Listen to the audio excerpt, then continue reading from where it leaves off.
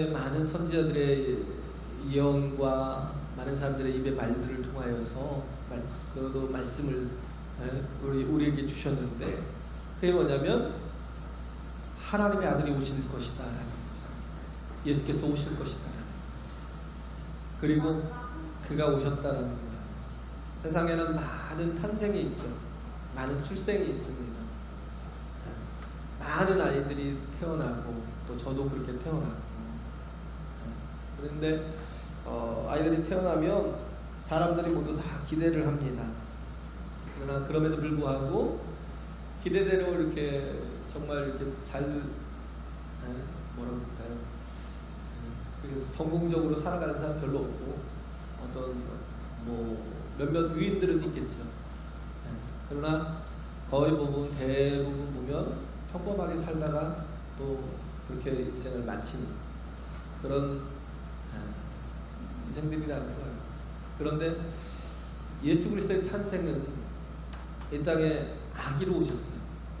뭐 권세자로, 하나님의 모습으로, 아니면 또 뭐 이렇게 천사장의 모습으로 막 이렇게 오신 게 아니라 가장 약한 아기의 모습으로 오셨습니다. 그런데 그 예수 그리스도의 오심은 이 땅에 태어난 그 어떤 사람보다도 더 영광스러운 오심이었고, 우리에게 가장 큰 기쁨의 또 나심이었다라는 거예요. 왜? 하나님의 신성이 육신을 입고 우리 가운데 임재하셨기 때문에. 할렐루야. 이 역사 가운데 오셨다는 거예요. 우리가 BC와 AD를 나누잖아요. 역사를 Before Christ, 그리스도 이전의 시대와 또 AD, 아노 도미노인가요? 그리스도 이후의 시대로 우리가 이렇게 구분을 하잖아요. 예수 이전과 예수 이후로 역사를 나눕니다. 그래서 역사를 예수님을 기점으로 해서 거꾸로 가요. 거꾸로 가고, 또 예수를 기점으로 해서 또 1년, 2년, 3년, 4년 X 앞으로 가는데 그게 연도가 정확히 맞지는 않아요. 그러나 그것으로 인하여서 우리가 지금 달력을 보는 거잖아요. 우리가 살아가는 날들을 계산하고 살아가는 게 그 모든 중심은 예수 그리스도의 탄생에 있다. 예수 그리스도의 출생에 있다는 거예요. 그가 오심이 우리에게, 온 인류에게 미치는 큰 기쁨과 즐거운 소식이었다는 겁니다. 할렐루야.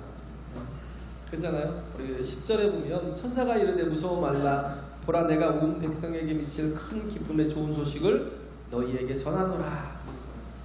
큰 기쁨의 좋은 소식을 우리에게. 그 기쁜 소식이 뭐냐면 복음이죠. 그 복음이 뭐냐? 예수 그리스도와 십자가예요. 예수 그리스도와 십자가. 어떻게 보면 이 땅은 가장 좀 비참하고 또 고통과 고난과 또 이 아주 정말 인간의 죄악에 관영한 곳이 세상이에요. 그렇잖아요. 우리 참 늘 두려움 속에 살아가고 있잖아요. 어떤 사람은 망하기도 하고, 어떤 사람은 병이 들기도 하고, 어떤 사람은 뭐 자식을 잃기도 하고, 부모를 잃기도 하고, 많은 어려움 속에서 살아가는 게 인생이에요. 이게 태어나면서부터 항상 이 고통과 고난이 떠나질 않는 게 인생이죠. 이 땅이라는 거예요. 근데 특히 하나님께서 우리에게 구원자를 보내실 때는 그 고통이 가장 극에 달할 때였다는 거예요. 이스라엘 백성이 그 애굽의 그 학정, 그 폭거 때문에, 그것도 그들이 그냥 시민의 신분으로 살지 않고 노예된 신분으로 살았잖아요. 그때 얼마나 힘들었으면 하나님 앞에 신음하면서 하나님 앞에 통곡을 하는 거예요. 하나님 어디 계십니까?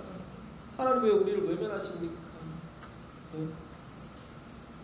이 기도를 보면요, 뭐 우리가 여기 와서 예배 때 기도를 하거나 대표 기도를 하거나 많은 기도를 하잖아요. 근데 대개 보면 기도가 거의 뭐 진짜 예식 수준의 기도, 의식 수준의 기도, 그런 기도를 하지요.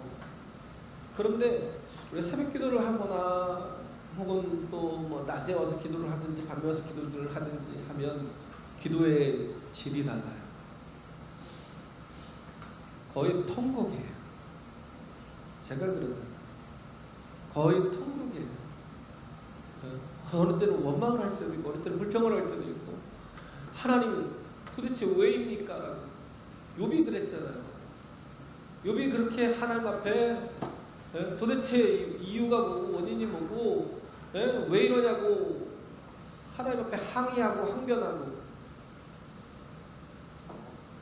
뭐 아름답게 뭐 좋게 뭐 꾸미거나 그런 게 없었어요. 우리가 하나님 앞에 단독자로 서면 기도가 그래요. 하나님 도대체 왜 이런 고난이 있습니까? 왜 이런 고통이 있습니까? 왜 이런 아픔이 있습니까? 그러면서 하나님 앞에 그냥 그렇게 시편의 대부분의 찬송이 어떻게 보면 고통으로 시작돼서 하나님 앞에 정말 원망도 하고 불평도 하다가 나중에는 또 그럼에도 불구하고 감사로 끝나는 찬송들이 많은데 근데 시편 88편에 보면 그게 없어요. 감사로 끝나는 게 없고요. 그 고통 가운데 탄식하며 끝나는 거예요. 시편 88편에 보면 친구들도 다 떠나고 사랑하는 이들도 다 떠나고 이제는 어둠만이 내 친구입니다. 그렇게 결말을 짓는 굉장히 탄식하는 그런 내용인데 그럼에도 불구하고 하나님께서 그렇게 탄식하는 욥이나 그런 사람들 너는 왜 맨날 불평만 하니 원망만 하니 이런 게 아니에요. 하나님께 나와서 하나님께 구하고 하나님께 찾고 하나님께 두드리는 영혼을 하나님은 가장 의롭게 여기시는 거예요. 할렐루야. 하나님께 정말 나와서 자기의 마음을 다 쏟아내는 것을 하나님은 가장 기쁘게 여기시는 거예요. 왜? 상세하게 하나님의 답변은 없어요. 근데 뭐예요? 궁극적인 답변이 내가 너를 사랑하잖아. 내가 너와 함께하고 있잖아.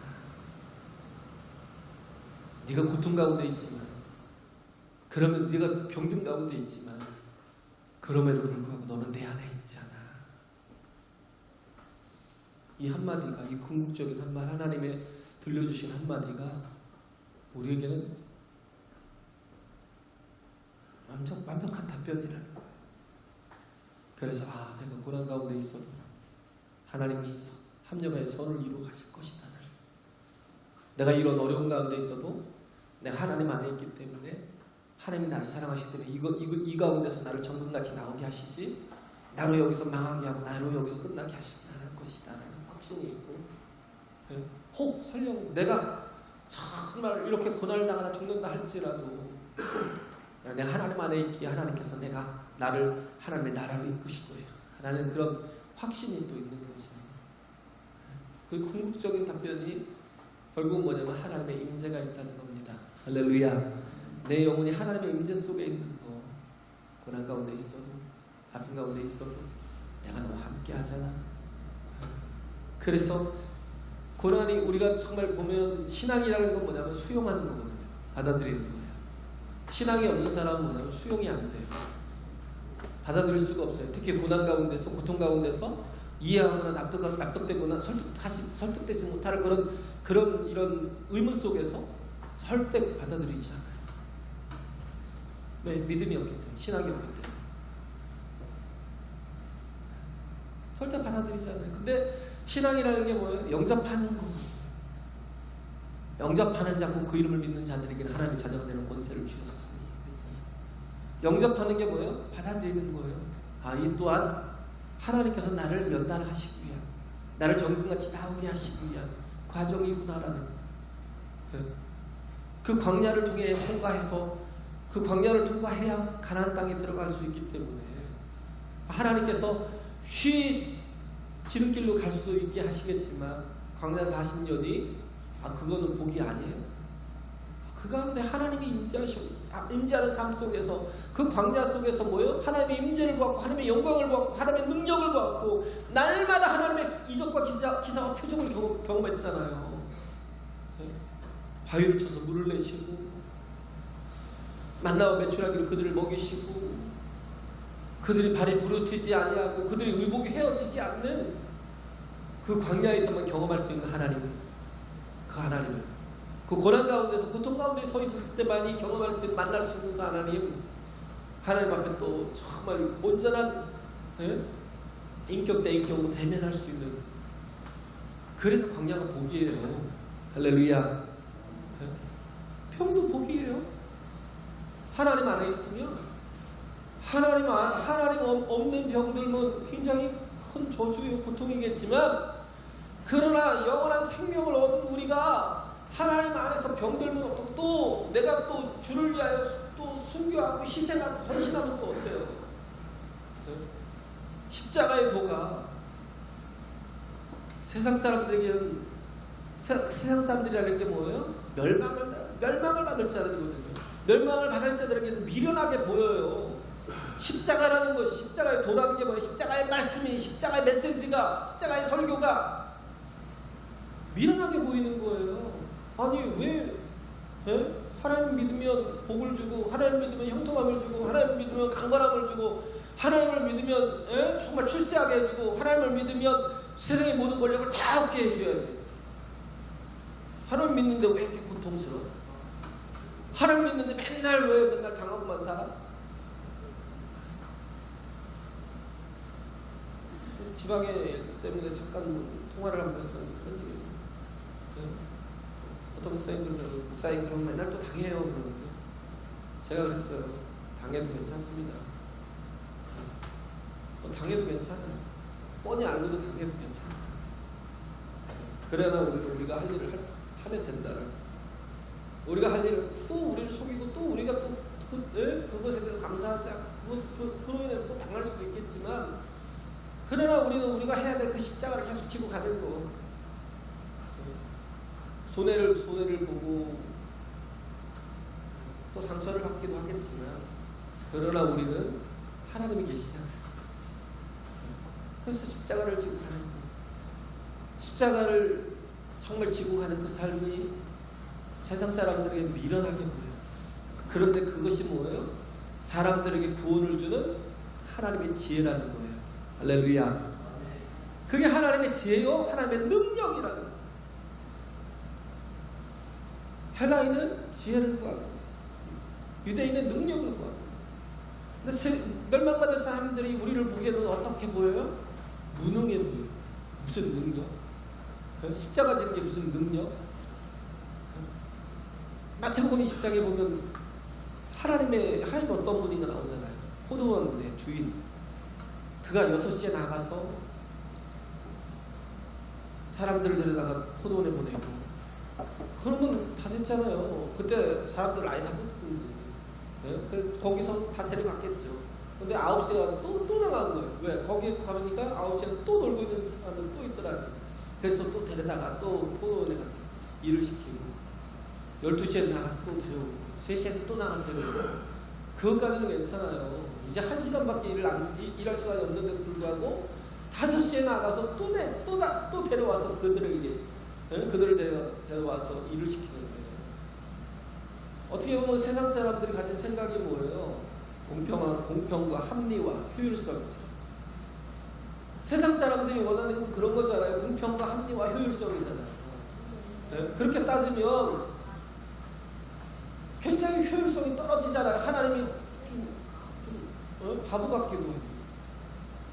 그래서 그 포도원 주인을 통해서 하나님을 보여주는 거니까. 아니 뭐하러 6시에 끝날 걸 5시에 사람을 데려다가 같이 보느냐. 그리고 어떻게 해요? 조금 이렇게 합리적으로 이렇게 생각을 한다면, 먼저 6시부터 온 사람들, 9시 온 사람들, 12시, 3시에 온 사람들부터 이렇게 먼저 돈을 다 주고, 아니 어차피 한 대나리는 줄 것 같으면 다 주고 먼저 돌려보내고 그 기쁨으로 돌아갈 거 아니에요. 그리고 5시에 온 사람을 나중에 한 대나리 주면 그 돈도 기쁠 거 아니에요. 조용히 해. 응? 모른 척해. 쪽 받은 것처럼 해. 이러면 얼마나 합리적이에요? 효율적이고. 근데 그렇게 했어요? 그렇지 않아요. 왜 그래요? 주인의 마음은 뭐예요? 누구나 다 그 하루하루 살아가는 데 있어서 굶주리지 않고 그들이 또 양육해야 될, 또 그들이 또 지켜야 될 가정을 잘 지키는 게 그 마음이거든, 주인의 마음. 그러니까 보여주는 거예요. 이렇게 살라는 거예요. 사랑하며 살라는 거예요. 희생하며 살라는 거예요.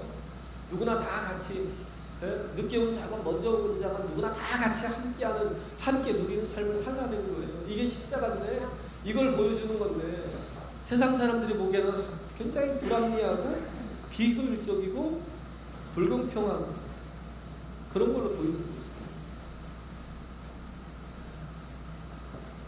그렇잖아. 우리가 보면 효율적인 게 뭐예요? 선한 사마리아인이, 누가 18장에 나오죠. 선한 사마리아인이, 그 하필 그 어떤 사람이 그 여리고로 내려가다 강도를 만났어요. 그런데 제사장도 지나가다가 그냥 그를 보고 도망간 거예요.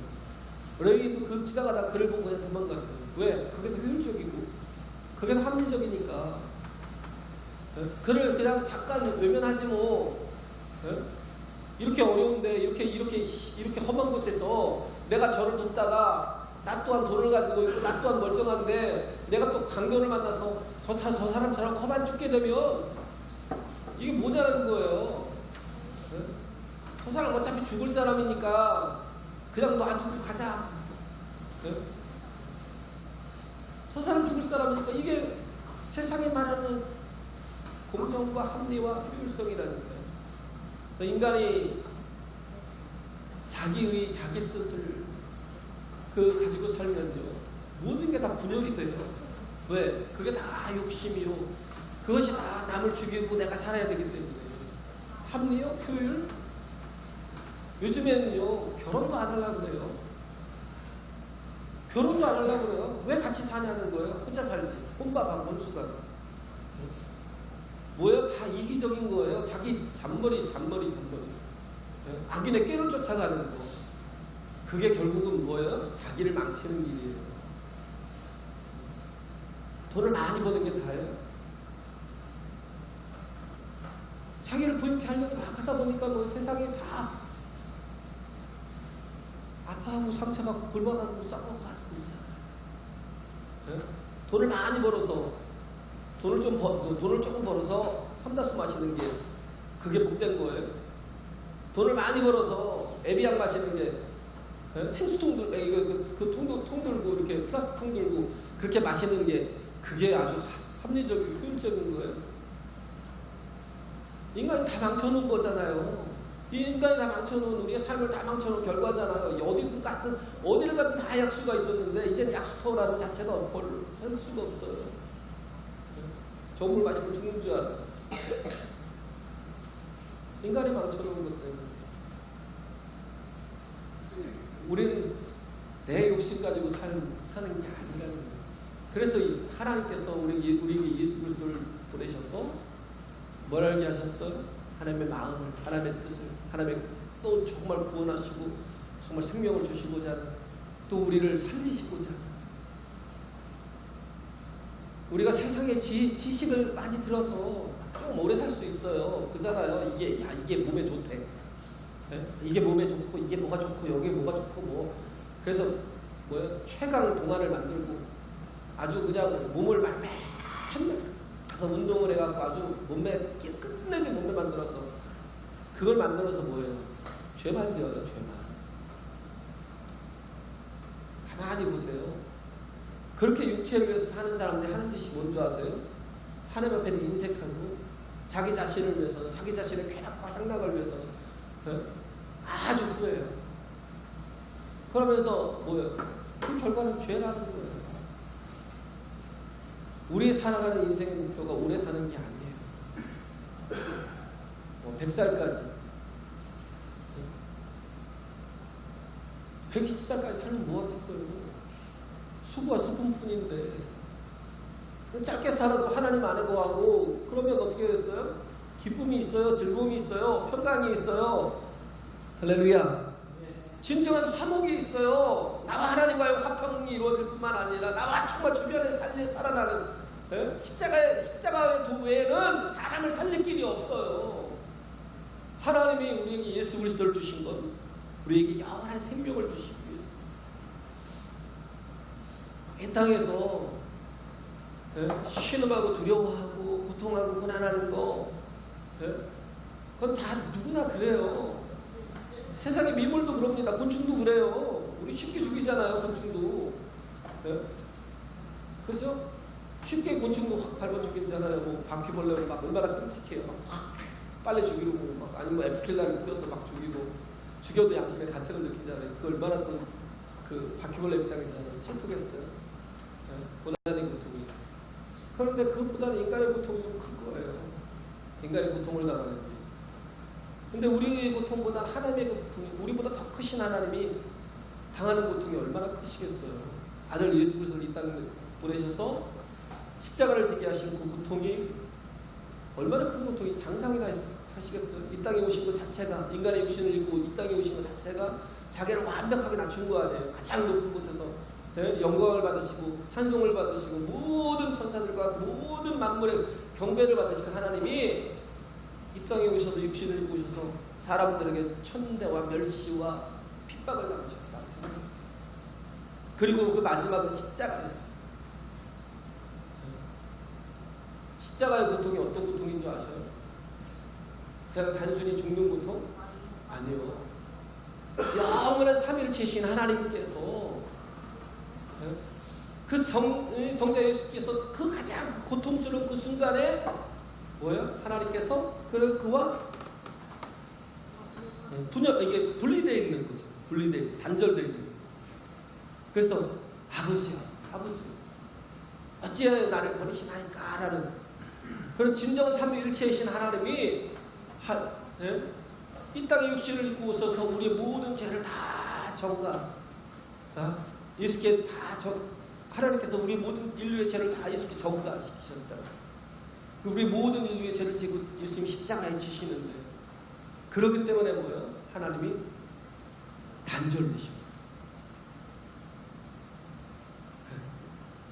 단절되시는 그 고통이 얼마나 큰 건데 우리는 상상도 못합니다.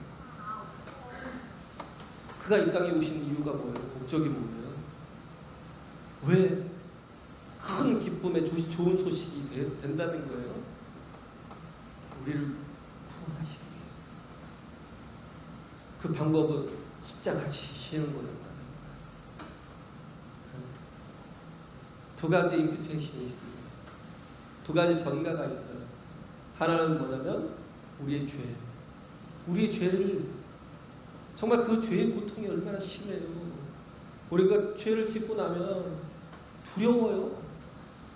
정말 이 모든 게 해결이 안 돼요.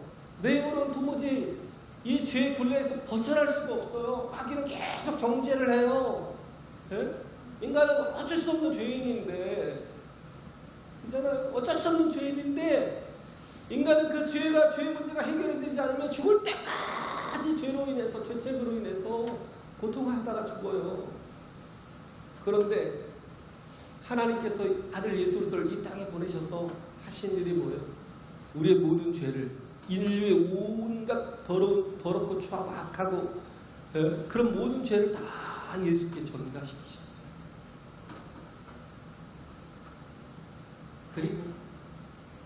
그리고 또 하나가 뭐냐면 예수 그리스도께서 정말 십자가를 이기고 승리하신, 왜? 그가 참 하나님이시고 그가 결국 죄인이 아니신 의의 하나님이시고 이 땅에 오셔서 온 율법을 다 이루신 그 하나님이시고 그렇잖아요. 그래서 정말 십자가의 그 공로의 의를 어떻게 해요? 우리에게 다시 입혀주시는 거예요. 할렐루야. 아담이 처음 범죄했을 때 나뭇잎으로 자기를 가렸잖아요. 그게 제대로 가려져요? 죄가 가려져요? 그러니까 뭐예요? 두려워서 숨는 거예요. 무서워서 숨는 거예요. 해가 이렇게 쨍쨍 내려치면 오히려 말라서 삐뚤어서 이게 다 그냥 바스러져서 떨어질 수도 있고, 자기의 더러운 추함을 다 감추려 하지만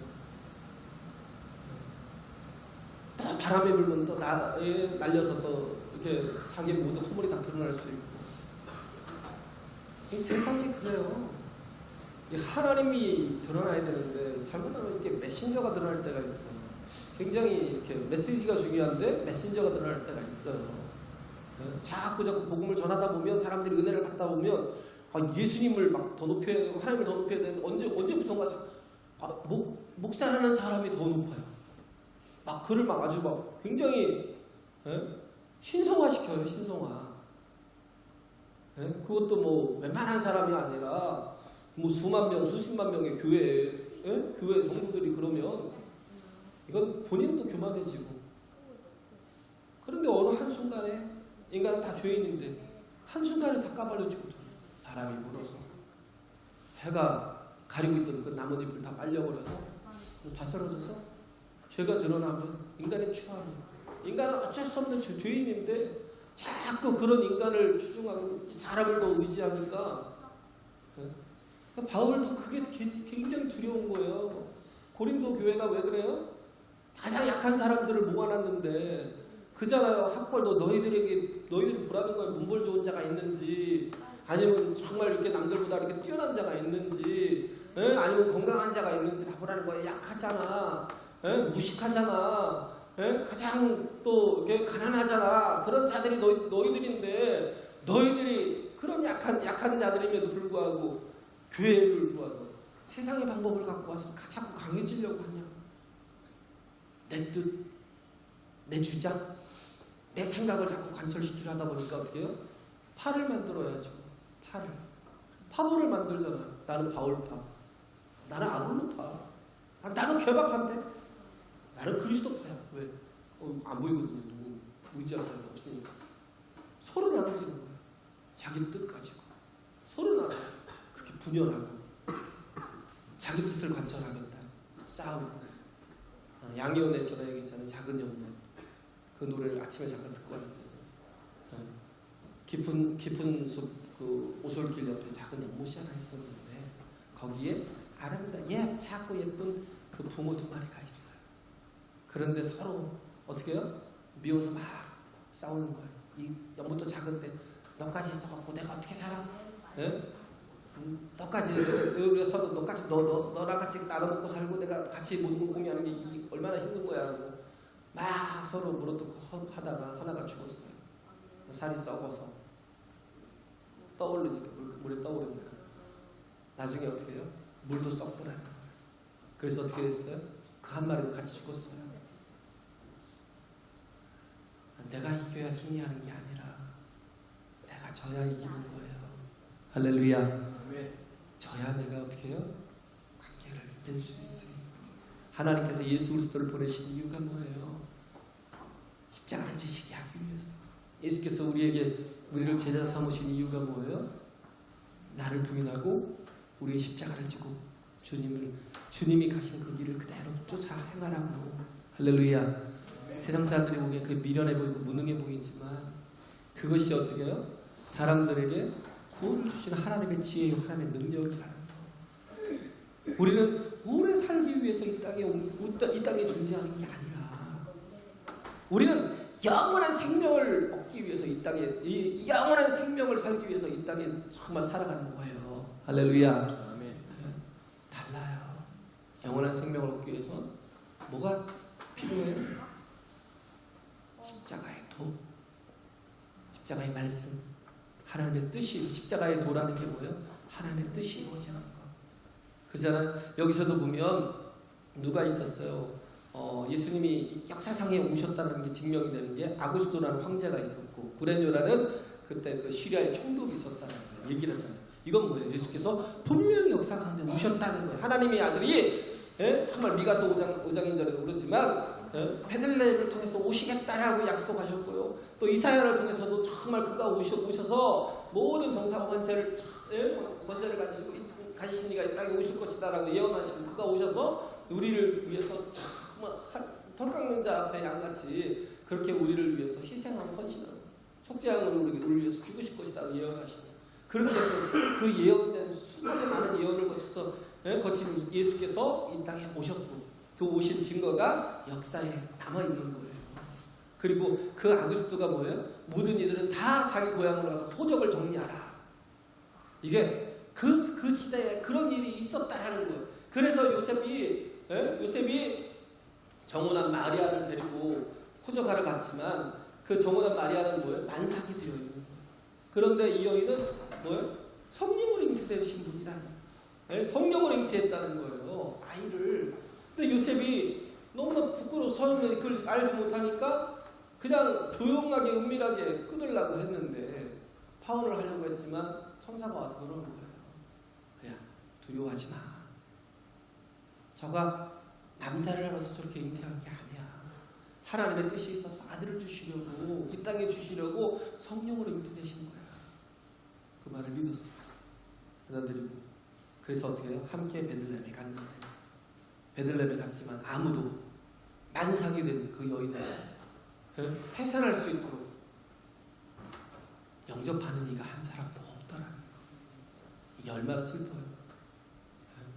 돈에 눈이 멀어서 막 호적 정리하러 막 사람들이 몰려드니까 막 비싼 돈 받아가면서 영어만 그러겠어요. 막 민박도 합니다 하면서 사람 받고 나니, 근데 정작 만삭이 돼서 방이 필요한 마리아에게는 아무도 방을 내주는 이가 없더라는 거. 영접하는 이가 없더라는 거. 우리에게 정말 가장 필요한 게 참 하나님의 주신 이 십자가의 도를 이루기 위해서 오신 예수 그리스도를 영접하는 거, 할렐루야, 수용하고 받아들이는 거, 이게 우리에게 참 중요하다는 거. 이 땅엔 정말 두려운 일이 많잖아요.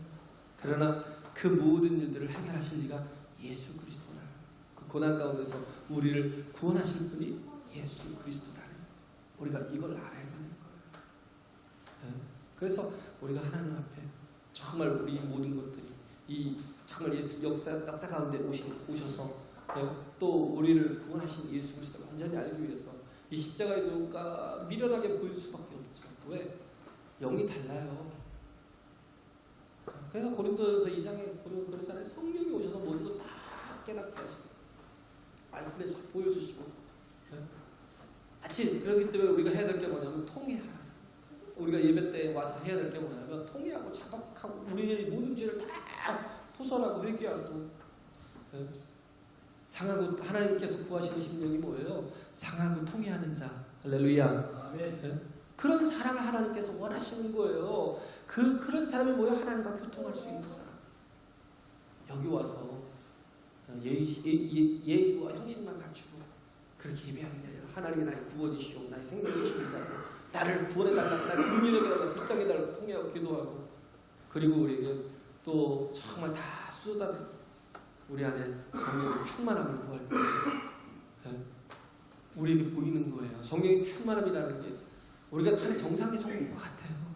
그 전에는 안 보여요. 우리가 지금 정상에 올라가는 그런 모든 과정 속에서는 잘 안 보여요. 그냥 정상에 올라가야 보이는 거예요. 그냥 흙만 보여요. 땅만 보이고, 앞사람에 가는, 앞사람, 나보다 앞서가는 앞사람의 엉덩이만 보고 계속 아유 힘들어 죽겠네, 막 어려워 죽겠네 이러고 가다가 나중에 정상 앞에 딱 서면 성령의 충만함이 임하는 그때에 뭐예요? 정상 앞에 서면 모든 게 다 보이는 거예요. 내 과거가 다 보여요. 아, 내가 이렇게 올라가, 저기 좋은 일이 있었는데 내가 저리 올라올 거를, 그러고 내가 왜 이렇게 살았지? 그럼 내 과거가 보이고, 내가 어떻게 내려가야 될지 현재가 보이고, 또 막 보면 와, 정말 멋있네 그러고, 모든 게 다 환히 보이고, 성령이 임재하시면 내가 영적인 삶을 살고, 내가 어떻게 믿음의 삶을 살고, 내가 정말 가는 이 길 끝에서 내가 정말 우리에게 하나님의 나라가 예비되어 있고 예수 그리스도를 만난다는 그런 것들이 다 성령이 충만하면 보인다는 거예요. 할렐루야. 할렐루야. 정말 우리 가운데 임재하신 예수 그리스도, 그분을 누구나 다 만나고 영접하는, 또 정말 그 안에서 그 십자가의 도를 받아들이고 또 정말 그의 말씀대로 살아가는 저와 여러분 되시길 간절히 바랍니다.